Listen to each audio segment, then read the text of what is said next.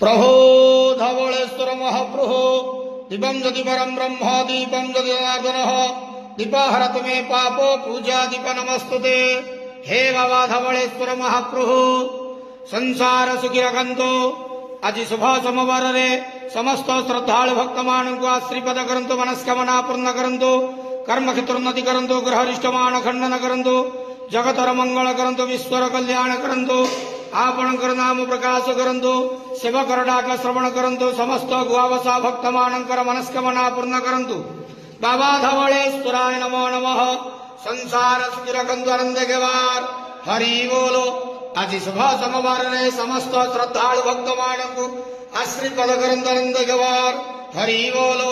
हर हर महादेव शिव शंभो कैलासपति उमापति शिव शंकर महाप्रभु धवलेश्वराय नमो नमः।